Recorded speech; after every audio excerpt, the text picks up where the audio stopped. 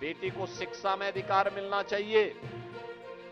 जब double engine की सरकार उत्तर प्रदेश में आई, हम लोगों ने मुख्यमंत्री कन्या सुमंगला योजना चलाई। बेटी पैदा होने के साथ ही उसके नाम पर एक निश्चित धनराशि उसके अकाउंट में जाती है। बेटी 1 वर्ष की होगी, सभी प्रकार के टीकाओं से आच्छादित है, एक निश्चित राशि उसके अकाउंट में जाती है। बेटी पहली क्लास 5 वर्ष की होगी और पहली क्लास में जाएगी, रजिस्ट्रेशन के साथ ही वह निश्चित धनराशि उसके अकाउंट में चली जाती है। बेटी 5वीं पास करके 6ठी में जाएगी, रजिस्ट्रेशन के साथ ही एक निश्चित धनराशि उसके अकाउंट में जाती है।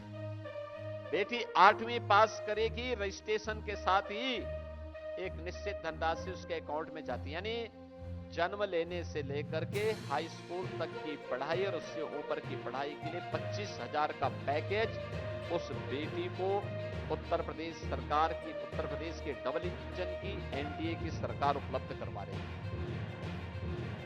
26 लाख बेटियां वर्तमान में इस योजना से लाभान्वित हो रही है। 17 के पहले इस प्रकार की कोई स्कीम यूपी के अंदर नहीं थी। मातृवंदना योजना जो प्रधानमंत्री मातृत्व रक्षा करने के लिए जो स्कीम प्रधानमंत्री जी ने दी, इस स्कीम के अंतर्गत हर वर्ष 500 से 600 करोड़ रुपए उन माताओं को उपलब्ध करवा रहे हैं जो सुरक्षित गर्भ जिनका रहे और आने वाली पीढ़ी सुरक्षित हो, स्वस्थ हो। वह अभियान मजबूती के साथ यूपी के अंदर, देश के अंदर वर्तमान में चल रहा है। याद करिए, महिला सशक्तिकरण के लिए अगर किसी परिवार के पास आवास नहीं है तो सबसे ज्यादा पीड़ित होती है उस परिवार की महिला। किसी परिवार के पास शौचालय नहीं है, सबसे ज्यादा पीड़ित होती है उस परिवार की महिला। जिस परिवार के पास उज्ज्वला योजना का कनेक्शन नहीं था, बरसात में या अन्य सीजन में उस परिवार को भोजन बनाने के लिए न केरोसिन उपलब्ध हो पाता था और न ही ईंधन का कोई उपलब्ध हो पाता था। भीगी हुई लकड़ी में या कोयले में भोजन बनाने के लिए मजबूर होती थी, या गोबर के गोईठे में, सूखे हुए गोबर में भोजन बनाने के लिए मजबूर होना पड़ता था। आंखों में आंसू होते थे, लंग्स खराब होता था। पहली बार हुआ देश के अंदर 12 करोड़ परिवारों के लिए एक एक शौचालय बना। ये शौचालय स्वच्छता का तो मानक तय किया ही, नारी गरिमा की रक्षा भी इस शौचालय ने की है प्रधानमंत्री मोदी जी के कारण। तमाम संक्रामक बीमारियां होती थी, इंसेफ्लाइटिस उनमें से एक है। स्वच्छ भारत मिशन के कारण आज उस बीमारी को हम नियंत्रित करने में सफल हुए। 4 करोड़ गरीबों के लिए एक एक आवास बना।